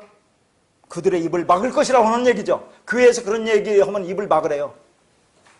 주둥이 틀어 막아야 돼요. 그런 사람들. 이들이 교회에서 더러운 이득을 취한다고 하는 겁니다. 거기 더러운 이득을 취한다고 하죠. 응? 복음을 위해서 어떤 이득을 위해서 전하는 겁니다. 근데 불쌍한 것은 이들이 이걸 모르고 전하는 것이 대부분이라니까요. 이걸 모르고 전한다는 게 문제예요. 이게 알고 전하면 모르는데, 그러나 어쨌거나 그들은 돈과 명예를 위해서 전하고 있어요. 그들이 더러운 이들입니다. 그러니까 정말 진리가 아닌 것을 전하는 자들이 마음 구조는 뭡니까? 돈과 명예밖에 없어요. 그것은 교회가 크든 작든 상관이 없습니다. 율법이 복음이라고 가르치는 모든 선생들, 그들이 자기 유익을 구하는 자들입니다. 그렇게 되면 뭐라고 합니까? 거기 뭐라고 했어요? 가정을 온통 무너뜨린다 얘기하죠. 가정을 온통 무너뜨린다. 교회 공동체도 무너뜨릴 뿐 아니라 가정도 무너뜨린다고 하는데, 가정을 어떻게 무너뜨립니까? 가정을 해치한다는 겁니까? 아니면 교회의 인원을 뿔뿔이 이렇게 해친다는 그런 말입니까? 뭐겠어요? 흩트린다는 말이. 여러분 생각하면 진리로 지어져야 할 성, 그 집이 무너지는 거예요. 모래 위에 집은 성, 그걸 얘기하는 거예요. 무너지는 거. 무서운 거죠. 우리는 눈에 보이는 현상만 생각하는데 그것보다 더 무서운 것은 사람들이 내면이 어떤 상태로 지어져 가느냐가 중요한 거예요. 여러분이 지금 어떤 상태로 지어져 가느냐. 그런데 우리는 보여지는 실적이라든가 되어지는 현상만을 갖고 평가하기 쉽다, 그런 얘기죠. 그래서 12절에 항상 이들이 거짓말만 한다고 하는 겁니다. 당연히 진리가 없으니까 하는 말마다 거짓말이죠. 이게 악한 짐승이라고 말한다는 얘기죠. 그러면 악한 짐승은 어떤 짐승입니까? 진리가 없이 율법으로 가르치고 있는 선생들, 그렇게 되어 있는 상태가 악한 사람들이다 라고 하는 거죠. 그들을 뭐라고 합니까? 여기서 게으름뱅이라고 하죠. 아니 여러분 생각해보세요. 지금 진리가 아닌 율법을 열심히 지키라고 하고 전하는 사람들이 게으름뱅이라고 하는데, 이들이 게으름뱅입니까? 여러분 지금까지 교회 다녀봤죠? 이옥성 원사님 안 다녀봤어요? 새벽교회부터 해가지고 수요예배, 금요철에 또 모임, 구역예배, 아니면 기도원 얼마나 열심히 가르치는지 몰라요. 참 이 말씀 보면서 제가 게으름뱅이더라고요. 이 국어사전 개념을 보면 제가 게으름뱅이다. 일주일에 한 번 설교하고 그거 다 했다고 하는데, 근데 양은 많기 때문에 여러분 다른 데에서 2번, 3번 정도로 들을 거예요. 근데 제가 게으름뱅이더라, 국어사전으로 보면. 근데 이들을 보고 게으름뱅이라고 한다니까. 하나님이 지금 너희들 게으름뱅이야? 율법 전하고 행위 열심히 전하는 사람, 그들을 얼마나 열심히 전합니까? 새벽교회 뭐부터 해가지고 온갖 모임 만들어서 얼마나 달달 볶아요, 성도들을. 그래야 교회가 그들 말하는 대로 부흥을 하려고 하니까 돈이 들어오니까 그렇게 할 수밖에 없는 거예요. 물론 그런 너무 그런 것도 아니지만 어떤 것은 좀 필요하다는 생각도 들어요. 저도 좀 생각할 때. 그래서 여러분을 이제 볶으려고 하는데 너무 멀리 떨어져서 볶을 수가 없네, 지금. 저 충청도라고 자꾸 충청도 말 한다고 그래서 뭐 어쩔 수 없죠. 자, 그러면 여기서 게을르다는 말이 뭐냐 그런 얘기입니다. 활동을 하지 않았다는 그런 것이 아니라 이 활동이라는 것은 생명의 말씀만 활동을 한다 그런 얘기. 생명의 말씀만. 그런데 활동을 아직 하지 않았다고 한다는 얘기죠. 우리를 살릴 수 있는 말이 뭐냐면 생명 있는 진리 말씀만 이기 때문에 이들이 생명 있는 진리 말씀을 전하지 않기 때문에 이들은 활동하지 않았다. 게으름뱅이다 라고 얘기를 하고 있다 그런 얘기입니다. 이들은 그 생명의 말씀이 없는 비진리의 언어를 가졌기 때문에 그들이 아무리 열심을 내고 가르치고 했어도 결국은 하나님의 눈에는 뭐라고 보인다고요? 게으름뱅이로 활동하지 않았다고 한다는 얘기죠. 이런 자들이 뭐라고요? 짐승이다 라고 하는 겁니다. 그러니까 창세기 2장 19절에 나오는 짐승과 새가 모두 우리 인간을 말하는 겁니다. 만약 비질을 가지고 있는 자들이 이성 없는 짐승이라면 그 반대는 우리도 다 그런 존재였죠. 그런데 이제 그리스도 안에서 새로운 피조물이 되었다면 어떤 존재가 되어야 하느냐 하면 예수 그리스도를 시인하는 자가 되어야 돼요. 자, 그럼 예수 그리스도를 시인한다고 하니까 그래 예수를 그러면 네 믿습니다. 그러면 다 그렇게 되는 겁니까? 자, 그래서 거기 써놨어요. 로마서 10장 9절에 보니까 네가 만일 네 입으로 예수를 시인하며 또 하나님께서 그를 죽은 자 가운데서 살리신 것을 네 마음에 믿으면 구원을 받으리라. 그래서 시인하다는 것을 국어사전적으로 보면 얼마나 가볍습니까? 그래 나 예수 믿어. 그게 아니라 이 시인하다가 호몰로게오 그런 말이에요. 호몰로게오. 이것은 호무와 로게오의 합성어인데 호무는 뭐냐? 하나. 로게오는 로고스. 그러니까 로고스와 하나가 된 것을 시인하다 그런 얘기예요. 진리와 내가 하나가 됐다 하는 거 그걸 시인하다고 얘기한다니까요. 우리가 진리를 알게 되었다. 진리가 되었다는 말은 예수 그들을 주로 시인한 상태. 그것은 예수 믿는다는 단순한 그런 말이 아니라 우리는 그렇게 얘기를 하잖아요. 그 로고스와 말씀과 하나가 된 상태를 말한다는 얘기죠. 다시 말해서 말씀이 육신이 된 상태를 시인하다라고 표현한 겁니다. 그런데 여러분 거기 디도서 1장 거기 쭉 16절에 보면 이 사람들은 하나님을 시인하나 행위로는 예수를 믿지 않는 자다 그런 얘기 나오죠. 그럼 또 이거 여기 시인하는 이들이 그 시인이라고 하는데 뭐라고 해요? 행위가 뭐랍니까? 에르곤이 뭐예요?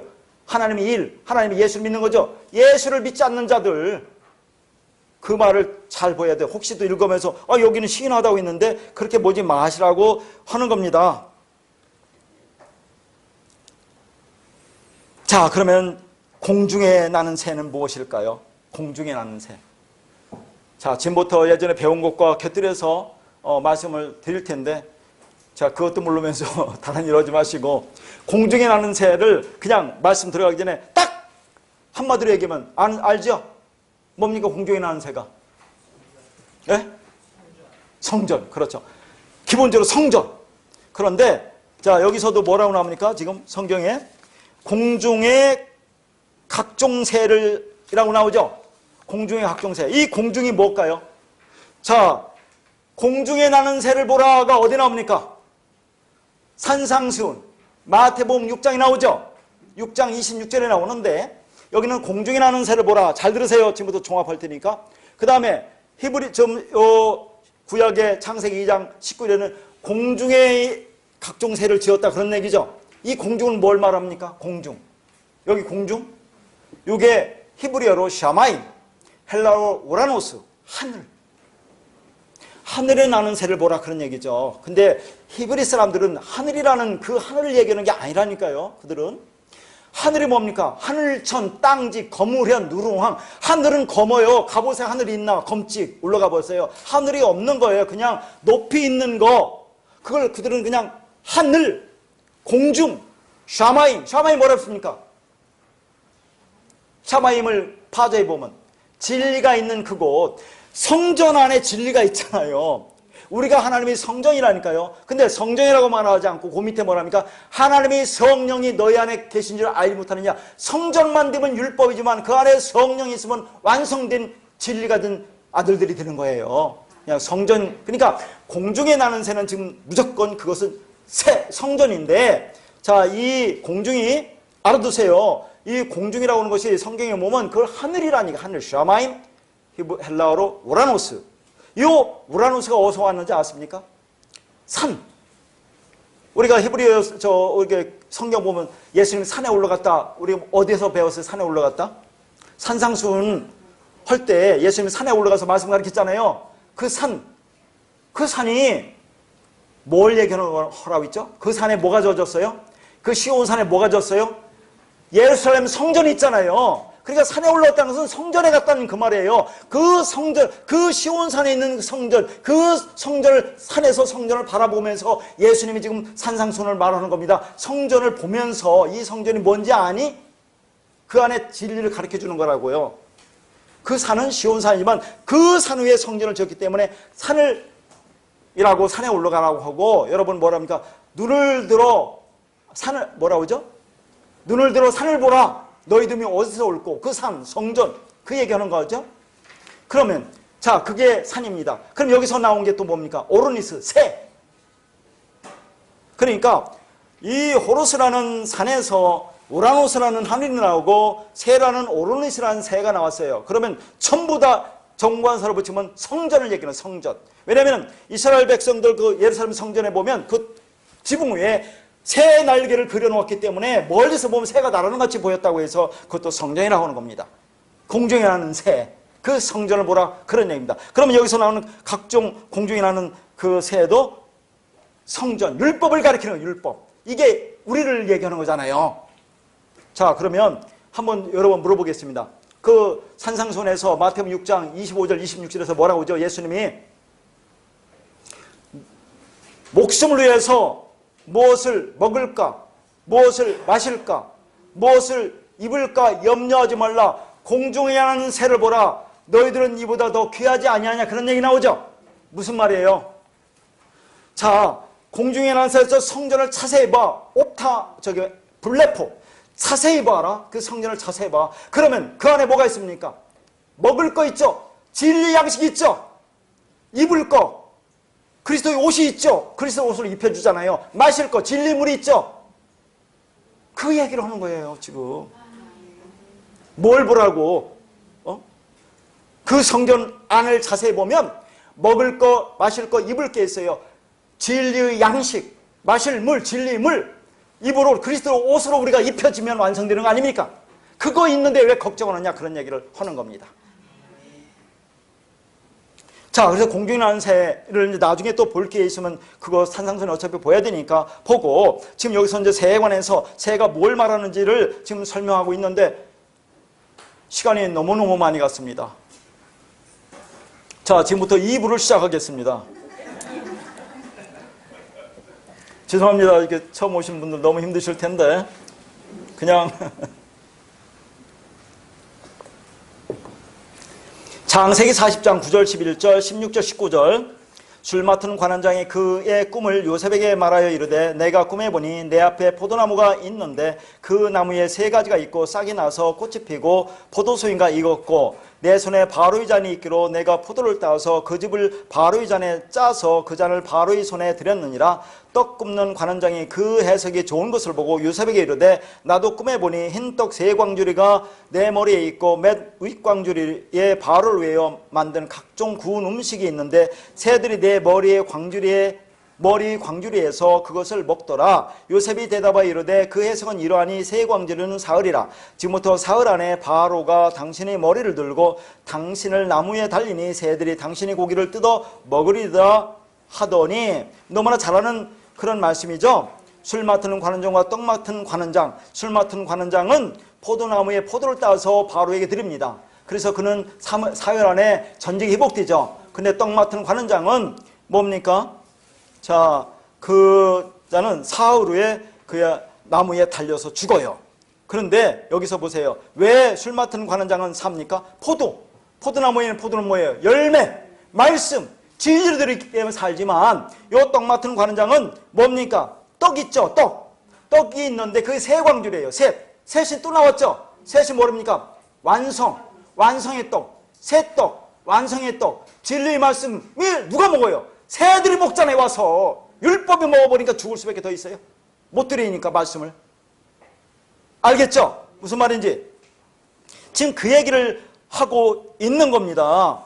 자, 그러면 시간이 갔지만 잠깐 점검원 팀에서 이 3이라는 수가 너무 나오는데, 그런데 이걸 알아두세요. 자, 우리가 여기서 3이라고 하면 이건 절대적 진리야. 이것만 꼭 맞아. 그렇게 얘기하지 말고 성경에 3이라는 숫자가 계속 나오는 것을 볼 때, 어떤 때 나오는 걸 보면 이 3이 뭔지를 우리가 깨달아 알 수 있잖아요. 자, 이 3이라는 것은 결론적으로 봐서 하늘의 수라고 있죠. 완성의 수라고 있어요. 지금 새 떡 나오죠. 떡 세 덩어리. 어디에서 나옵니까? 떡 세 덩어리가. 새 친구 얘기 나오죠. 누가복음에 나오면 주기도문 바로 밑에 나오는 새 친구, 새 떡 나오잖아요. 그 새 친구, 새 떡이 무엇을 말하는 겁니까? 새 친구, 새 떡이 말하자면은, 자, 지금 진리를 찾아 헤매는 순례의 길을 가는 한 친구와, 그리고 그 진리를 찾아주는 한 친구와, 진리 말씀을 갖고 있는 한 친구가 나오잖아요. 새 친구가 나오죠. 그래서 여기서 새 떡, 세 덩이를 지금 주는 그런 장면이 나오잖아요. 떡 세 덩어리는 뭐냐면 완성의 떡을 말해요. 진리 떡을 전해주는 그런 얘기입니다. 그 다음에 또 3이라는 것이 뭡니까? 자, 요한복음 2장 1절에 보면 사흘 후에 뭡니까? 가나의 혼인잔치가 이루어지죠. 가나의 혼인잔치가 뭡니까? 즉 예수를 닮은 어린 양과 이 땅에는 교회의 하늘에서의 뭡니까? 혼인잔치죠. 완성이죠. 그러니까 사흘이라 그런 말입니다. 그 이외에도 무지개 많죠. 그래서 예수님은 뭐라 합니까? 3일을 땅속에 들어가죠. 왜? 3을 완성하게 해서, 율법을 완성하게 해서, 그래서 은혜로 나와서, 그래서 그게 부활인 거예요. 3을 완성하기 위해서 3으로 들어갑니다. C로 들어가죠. 즉 밤으로 들어가서 낮으로 나옵니까? 밤을 낮이 되기 위해서 그렇게 나오는 거예요. 3으로. 그 다음에 무기병, 잘 알죠? 무기병 3일 동안에 땅에 묻어놓은 거 먹죠. 그 무기병이 뭡니까? 누룩을 제어죠. 누룩이 뭐예요? 율법, 죄를 제어하는 그 떡, 무기병, 그걸 3일 동안 묻어놓은 걸 먹어요. 그러면 내가 씨가 되고 아들이 되고 완성이 된다는 것을 보여주는 겁니다. 전부 다 의미가 있는 거예요. 자, 우리가 십자가에 못 박힌다는 건 뭡니까? 저 이스라엘 백성들이 애굽에서 나오면서 홍해를 건너죠. 그때 고린전서에서 뭐라 합니까? 그걸 세례라고 말하죠. 세례. 요단강을 홍해를 건너 거 세례라고 보잖아요. 세가 뭡니까? 내가 죽고 살아나는 거죠. 그죠? 물무덤에서 죽고 살아나는 거. 그렇지 예수와 함께 3의 완성을 해서 땅에 묻히는 거. 땅에 묻혔던 3일 동안 묻어놨던 무기봉을 먹는 거. 그거 전부 다 그 얘기를 하는 겁니다. 그가. 그러면 3이 이걸구나 하는 걸 우리는 알 수 있잖아요. 성경에 3이라는 것이 아무 의미 없이 써놓은 게 아니다는 걸 깨달으시면 되는 겁니다. 그것이 6월절 어린 양으로 예수와 함께 죽는 우리의 신앙 여정 전체를 가리키는 말입니다. 자, 그 같은 맥락에서 예수님 오셔서 비유로 말씀하신 것이 있어요. 마태복음 13장 3절, 4절, 18절, 19절. 자, 제가 읽겠습니다. 예수께서 비유로 여러 가지를 그들에게 말씀하여 이르시되 씨를 뿌리는 자가 뿌리러 나가서 뿌릴새 더러는 길가에 떨어지며 새들이 와서 먹어버렸고 그런즉 씨 뿌리는 비유를 들으라. 아무나 천국 말씀을 듣고 깨닫지 못할 때는 악한 자가 와서 그 마음에 뿌려진 것을 빼앗나니 이는 곧 길가에 뿌려진 자요. 씨 뿌리는 자를 왜 제가 인용했습니까? 새들이 먹었어요. 새들이. 씨를 새들이 먹어버렸어요. 근데 그것을 제자들이 그 뜻이 뭐냐고 물어봤을 때 예수님이 뭐라고 가르쳐주죠? 악한 자가 와서 그걸 먹어버렸다고 그래요. 악한 자가 뺏었다고. 그러면 새들이 뭐예요? 악한 자죠. 율법을 행하는 자. 그게 악한 자란 얘기예요. 지금 여기서. 그러면 이 땅에서 누가 가장 악한 자가 되겠어요? 여러분 한번 생각해 보세요. 말씀을 가리키는 자들이 가장 악한 자라니까요. 서기관들, 바리새인들, 이 땅에 지금 선생이라고 하는 자들, 그러니까 많이 선생되지 말라고 한다니까 성경에서. 자, 그걸 지금 가리키고 있는 자들, 오늘날 보는 목사들, 교사들 가리키잖아요. 그들이 뭐예요? 말씀을 진리 주는데 그것을 뺏어서 율법으로 뺏어 먹잖아요. 율법으로 진리를 뺏고 율법으로 주잖아요. 그런 들이 악한 자지 뭐예요, 그게? 그렇게 보면 여러분도 그렇게 되는 것이고. 무슨 말인지 깨닫겠습니까? 자, 그거와 더불어서 마태복음 13장 31절 33절 또 비유를 들어 이르시되 천국은 마치 사람이 자기 밭에 갖다 심은 겨자씨 하나를 같으니 이는 모든 씨보다 작은 것이로되 자란 후에는 풀보다 커서 나무가 되매 공중의 새들이 와서 그 가지에 깃들이니라. 또 비유로 말씀하시되 천국은 마치 여자가 가루 서말 속에 갖다 넣어 전부 부풀게 한 누룩과 같으니라. 참 좋은 비유 같죠? 천국 비유가 나왔네요. 근데 여러분이 알아둘 것은 거기 보면 31절 또 비유로 들어 이르시되 33절 또 비유로 이르시되 그러면 그 위와 다 같은 내용이라 그런 얘기입니다. 그 위에는 무슨 말이냐면 원수가 와서 가라지를 뿌리고 왔다는 그런 비유가 나와요. 그러니까 이 천국 비유는 무슨 비유입니까? 좋은 비유입니까? 나쁜 비유입니까? 나쁜 비유예요. 그러니까 우리는 그동안에 겨자씨 같은 것이 이 땅에 심으면 천국은 엄청난 큰 나무가 되어서 거기에 새들이 와서 깃든다고 하는 아주 좋은 쪽으로 이렇게 해석하지 않았습니까? 그래서 어떤 목사님은 저도 봤어요. 이 겨자씨를 요만한 그 비누에 담아갖고 다니는데 보여주는데 안 보여요. 진짜 겨자씨가. 그거 심으면 하나님 나라는 이렇게 엄청나게 큰다. 자, 그렇게 뭐 어떻게 설교할지는 모르겠지만 오병이와 같이 물고기 2마리와 떡 5덩어리로 어린아이가 정성껏 드리면 그렇게 엄청나게 하나님께서 그렇게 복을 준다고 그렇게 생각할 수 있고, 여기 겨자씨 같은 것도 그렇게 생각할 수 있지 않겠습니까? 그렇게 조그만 것이 하나님 나라는 드리면 엄청나게 큰 것이 하나님 나라야. 새들이 깃들 정도로 그런 것이 하나님 나라라고 설명할 수 있는데, 여기서 우리는 그렇게 보면 안 된다 그런 얘기입니다. 또 비유이기 때문에 같은 내용으로 보여야 되는데, 여기서 중요한 것은 32절 보니까 풀과 나무가 나오고 새들이 나와요. 풀, 나무, 새. 자, 여기서 풀이라고 하는 것은 뭐냐면 이것은 채소로 보여야 되는데, 자, 시간이 갔지만 설명하겠습니다. 여러분, 창세기 우리가 공부를 하면서 창세기 셋째 날, 3위의 날, 완성의 날, 쉘리시 날, 뭐라 합니까? 뭐가 나와요? 풀과 씨 맺는 채소와 씨 가진 열매 맺는 나무를 내라 하는 얘기 나오죠? 그때 이거 설명한 겁니다. 이때 풀과 채소는 단어가 다르지만은 내용은 똑같은 거예요. 그냥 풀, 채소. 그냥 푸른 거예요, 푸른 거. 성경에서 푸른 것이 뭐라고 있어요? 없는 거, 텅 빈 거. 내용이 없는 거, 틀이 없는 거. 그 창세기는 혼돈과 공허와 흑암인 우리에게 하나님의 창조 역사에 대해서 아들이 되는 것을 설명한다고 했어요, 제가 그때. 그러니까 지금 싹. 그러니까 뭐든지 심으면 우리가 나오면 파릇파릇하잖아요. 풀로 보여요, 안 보여요? 파릇파릇 보여요. 그게 뭐가 될지는 몰라요. 그런데 거기서 이제 풀과 씨 맺는 채소라고 하는데, 그냥 여기서 중요한 것은, 자, 그런 아무것도 없는 것들에 하나님의 은혜로 뭐가요? 씨 맺는 자들이 되는 것, 아들로 완성된다는 걸 보여준다고 그때 말씀드렸어요. 그래서 성경의 풀은 두 가지로 비유하는데, 하나는 뭡니까? 좋은 의미와 나쁜 의미로 비유해요. 그냥 여기처럼 창세기 말처럼 씨를 갖고 열매를 맺는 것으로 볼 수 있고, 씨도 없고 열매 없는 것으로 볼 수 있어요. 그게 어디서 나옵니까? 베드로전서 1장 후반에 보면 베드로가 뭐라고 합니까? 모든 육체는 풀과 같고 그의 영광은 풀의 꽃과 같으니 풀은 마르고 꽃은 시드나 오직 주의 말씀은 세세토록 영원토록 있도다 하잖아요. 오직 주의 말씀, 풀, 육체, 아무것도 없는 거, 그걸 얘기하는 거예요, 율법. 근데 여기서 풀이라는 것은 채소로 씨를 갖는 그런 걸 얘기하는데, 거기에 씨를 심었어요. 근데 나무가 나요. 그 나무가 나면 거기에 뭐가 나면 되겠습니까? 열매를 맺으면 되죠. 근데 뭐가 와요? 새들이 오죠. 공중의 새가 와서 그 열매를 먹어버리는, 율법에서 먹어버리니까 아무것도 없는 거잖아요. 이게 좋은 비유입니까? 나쁜 비유죠. 그 다음에 또 거기 보면 가루 서말에 갖다 넣어 전부 부풀게 하면 누를 것 같다라고 하죠. 천국이. 여기 또 서말이 나오죠. 셋이 또 나온다니까요. 완전성을 내게요. 하나님 나라의 완전성. 근데 이 완전한 것에 뭐가 넣지 말아야 할 누룩을 집어넣는 거예요. 누룩. 뭐예요? 율법, 죄죠. 그걸 집어넣는다 하는 것을 보여줍니다. 그러니까 누룩은 천국의 말씀을 훼손시키는 죄성을 말하는 겁니다. 이게 다른 길을 얘기하는 게 아니라, 아까 무교병에 누룩을 제해서 먹는다고 했잖아요. 그 3일 동안 있던 걸 우리가 먹어야 우리가 완성이 되는 거라니까요. 그러니까 우리가 즉 세례받는다는 거, 땅속에 물속에 들어가서 3일 동안 있는 거, 그런 의미가 다 내포되는 겁니다. 자, 이제 오늘 말씀으로 마지막 정리를 할 텐데, 오늘 창세기 1장에 주신 말씀을 보면 2장 19절에 보면, 자, 각종 새를 지으시고라는 얘기 나오죠. 지으시다라는 것은 또 하나 구분하면 야차라는 단어인데, 이 단어는 거기 그렇게 써놨어요. 완전한 창조인 바라를 하기 전에 1차적으로 만들어 놓은 것을 말한다 했는데, 자, 물어보겠습니다. 지난 시간에 창조하다, 만들다, 짓다라는 것을 세 가지로 설명해 줬죠. 두 가지로 해줬죠. 뭡니까? 졸리니까 물어봐야 되지. 눈이 그득한 사람 많아요. 시간이 많이 가가지고. 자, 뭐예요? 바라. 또 그 다음에 또 뭐가 있다 했어요? 아사. 바라는 없는 것에서 있는 거죠. 무에서 유를 창조하는 것이고, 아사는 똑같지는 않지만 기준에 있었어요. 있는 것 중에서 숨겨졌던 것을 드러나게 한다고 했죠.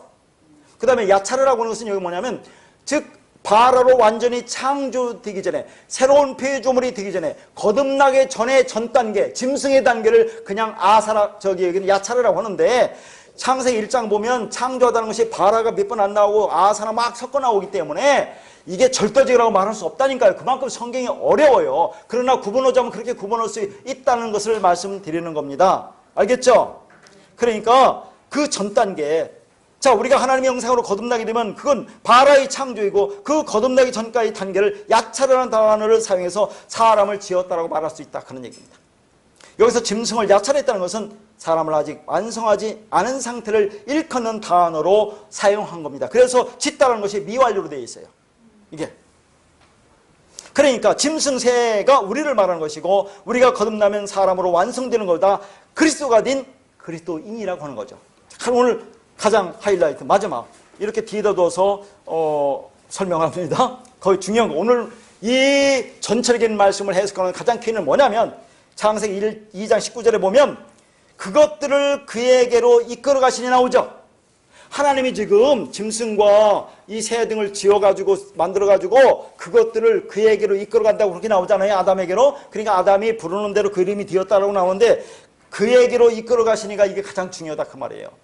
그거 보세요. 그가 뭐냐면 원문에는 에게로라는 것이 엘이라는 단어인데, 자, 이 해석이 이렇게 됩니다. 뭐뭇을 향해 뭐뭐 안으로 두 가지가 되어 있어요. 또 다른 것도 있어요. 뭐뭇을 향해 뭐뭐 안으로. 그 다음에 이끌어가는 시가 보라는 그 제가 쓴 것은 원형만 쓰는 겁니다. 이 변형된 건 안 써요. 더 복잡하니까.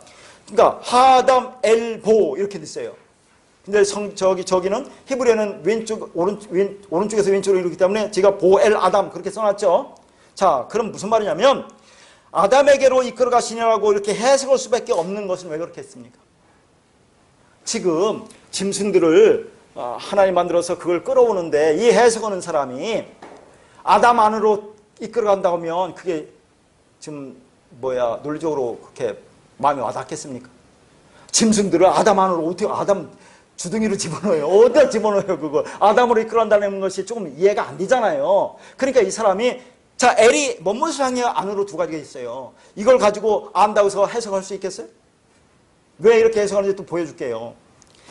뭐뭇을 향해로 해석할 수 있고 뭐뭇 안으로 해석할 수 있어요. 근데 뭐뭇 안으로 제가 해석을 한단 말이죠. 그 다음에 이끌어 가시니까 보라는 건데, 이것은 들어가다는 얘기입니다. 왜 이렇게 하느냐면, 여러분 창세기 7장에 보면 노아가 방주를 만들죠. 방주를 만들고 그 안에 들어가는 장면이 나와요. 근데 방주로 들어가다 하는 것이 요 단어가 똑같아요.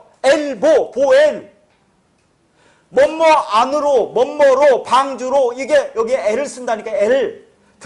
이끌어 가시니까 들어가다, 이렇게 쓰기 때문에, 이런 것 때문에 이것을 그에게로 이끌어 가시니가 아니라 그 안으로, 아담 안으로 들어가게 한다, 이렇게 해석하는 거예요. 요것 때문에. 해석해낼 수 있어요? 교만하지 마시고 배우는 거나 열심히 배우세요. 여러분하고는 해당이 안 되지만. 자, 죄송합니다. 자, 그래서 아담 안으로 그래서 들어간다고 해석이 나오는 거라니까요, 여러분. 이게 다른 게 아니라, 그러니까 그래서 이제 그게 방주 안으로 들어간다고 할 때가 엘보 테바라는 그런 거예요. 테바가 방주니까 그것 때문에 이렇게 해석하는 거죠. 이것만 가지고는 향하여냐 안으로냐 헷갈릴 거 아니야. 이끌어 가시두고 뭐냐 들어가다. 그렇게 해서 이 말씀을 해석할 때, 그러면 이 말씀이 뭐냐 그런 얘기죠. 그러니까 본문의 말씀도 하나님이 짐승들을 아담 안으로 데려왔다고 생각할 수 있는데, 그게 아니라 앞으로, 죄송합니다. 하나님이 짐승들을 아담 앞으로 데려왔다고 생각할 수 있는데, 그런 말이 아니라 아담 안으로 넣어주셨다, 그런 말이라는 얘기예요. 사람이 이렇게 번역할 수밖에 없다는 얘기죠. 어떻게 짐승이 아담 안으로 들어갈 수 있어? 그렇죠. 그렇게 생각할 수 있겠죠. 아담은 오실자에 뭐라고 했어요? 모형. 누구요? 예수 그리스도. 그럼 아담 안으로 들어갔으면 어디로 들어갔어요? 예수 그리스도 안으로 들어간 거예요. 지금 이 짐승들이 우리가 그분의 은혜로 그 안에 들어갔다니까요. 그러면 그 이름을 갖게 된다는 거예요. 그리스도 이름을. 이름이 뭐예요? 말씀이지 진리지. 다 똑같은 거 아닙니까? 그가 부른 이름이 그 이름이 되었다. 그 말씀 그 진리가 되었다. 그리스도가 되었다. 라고 해서 우리가 그리스도라고 해도 무방하지만 그렇게 하면 오해를 사기 때문에 이단이라고 칭할 수 있기 때문에 그리스도인이라고 하자고 제가 얘기를 한 겁니다. 그렇게 새로운 이름을 우리가 받게 됐다는 얘기예요. 그래서 이사야 43장 7절 보면 내 이름으로 불려지는 모든 자 곧 내가 내 영광을 위하여 창조한 자를 오게 하라. 그를 내가 지었고 그를 내가 만들었느니라. 뭐라고 하니까 하나님께서 자기 이름으로 불려질 자. 그게 뭡니까? 내 영광을 위해 창조한 자. 하나님의 이름으로 불려질 자가 영광을 위해 창조한 자예요. 그렇죠? 그러면 그 이름으로 불려질 자, 그 이름을 불려주면 또 그 이름 불려지는 사람 뭐라고 합니까? 여호와 하나님. 여호와 하나님께서 자기 이름으로 불려질 자라 그 영광을 위해 창조했대. 그러면 영광을 위해 창조된 자, 우리는 여호와 이름으로 불려진다는 그런 말입니다. 이게 두려워하지 마시고, 그러니까 여호와 하나님으로 불려질 자가 불려질 자기 백성이 있다라는 그런 얘기입니다. 자기 백성이 있다. 우리가 그리스도 안에 들어가면 이름이 어떻게 바뀌냐면 그리스도로 바뀐다, 그런 얘기. 그리스도로. 여호와 안으로 들어가면 여호와가 되는 겁니다. 이사야 40장 8절 나는 여호와이니 이는 내 이름이라. 나는 내 영광을 다른 자에게 내 찬송을 우상에게 주지 아니하였느니라. 자, 하나님께서 자기 영광을 누구에게 주려고 하는데 그 영광을 누구에게 주지 않는다고요? 다른 자에게 주지 않는데요. 우상에게 주지 않는다고 하면서 그럼 누구에게 준다는 얘기입니까? 자기 자식에게 준다는 얘기예요. 자기 자식 아닌 자에게는 주지 않겠다. 그럼 자기 자식에게 영광을 주시겠다는 그런 얘기죠. 영광이 뭐라고 합니까? 여호와의 이름. 영광이 이름입니다. 하나님이 그 영광을 우리에게 주신다고 하니까요. 그럼 우리가 뭘 받은 거예요? 하나님의 이름을 받았다고 하는 거예요. 하나님의 이름. 무시무시한 얘기라니까요, 여러분. 여기에서 그 말씀을 받고 감격해서 이 땅에 은혜로 살아가면 되는 거예요. 뭘 찾고 그래요? 요한복음 17장 22절에는 이렇게 했어요. 뭐라고 하냐면 내게 주신 영광을 내가 그들에게 주었사오니. 나도 읽어보세요. 이는 우리가 하나가 된 것 같이 그들도 하나가 되게 하려 함이다. 이게 누가 말하는 거예요? 예수님 말하는 거죠? 자, 하나님 아버지가 지금 예수님에게 뭘 줬어요? 하나님의 영광을 줬다는 얘기죠? 그러면 그 영광을 지금 예수님 누구에게 준다는 얘기예요? 그들에게 준다는 얘기예요. 예수에게 들어온 자들에게 준다는 얘기죠. 그러면 그게 하나가 되는 거 아닙니까? 진리가 되었으니까, 진리로 들어오니까. 그래서 우리가 다 하나가 된다. 그래서 제가 좀 더 생각해 볼 것은 삼위일체라는 것도 지금 이렇게 좀 생각해 볼 문제가 아닌가, 그런 얘기입니다. 그건 있는 게 아니고 우리가 만들어낸 거기 때문에. 그 다음에 예정론이라는 것도 자꾸 엉뚱한 얘기를 해서 그것도 다시 한번 심각하게 생각해야 되지 않느냐. 그거 다 이루어졌으니까 이제 끝났다, 그렇게 생각을 잘못하고 있기 때문에 이 땅에 살아가는 과정에 하나님의 인도함과 하나님의 은혜가 있는데 모든 것을 그렇다고 그렇게 치부해버리고 거기에 안주하면 어떻게 되겠느냐. 몰라요. 하나님 말씀 너무 깊고 하기 때문에. 요즘에 일부 그렇게 깊이 들어가는 사람들 중에는 일부 원어로 보면 그런 말이 조금씩 있을 수 있어요. 나중에 제가 정리해서 말씀드리겠습니다. 특히 예정론에 대해서는 제가 한번 말씀드려야 될 것 같아요. 자, 그런데 그 영광 결국 아버지의 영광인데 아버지의 이름입니다. 아버지의 이름을 그리스도에게 주셨고 또 그리스도가 그 영광을 우리에게 다시 주셨으니까 우리는 무엇을 가진 자가 되는 거냐 하는 얘기죠. 그 아들의 영광을 가진 것이 되고 아들의 영광을 가진 것이 되는데 그게 이름을 가진 거, 그죠? 그리스도의 이름을 가진 거, 그게 된 자다 하는 얘기죠. 그래서 오늘 말씀에 그 아담이 생물을 부르는 대로 그 부르는 것이 그 이름이 되었다라고 얘기하는 겁니다. 그러면 그 짐승 이름이 어떻게 변했을까요? 아담 안으로 들어가면 아담이 되는 거죠. 연합이 되니까, 하나가 되니까. 그러면 그 아담은 그리스도니까 뭐예요? 그리스도 안에 들어가면 우리가 그리스도라는 이름을 갖게 됐다는 얘기죠. 흥분되지 않아요?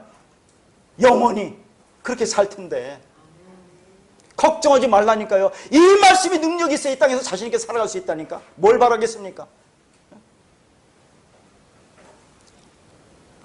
자, 마지막으로 이사야 43장 20절 장차 들짐승 곧 승냥이와 타주와 나를 존경할 것은 내가 광야의 물을 사망의 강을 내어 내 백성 내 택한 자에게 마시게 할 것이라.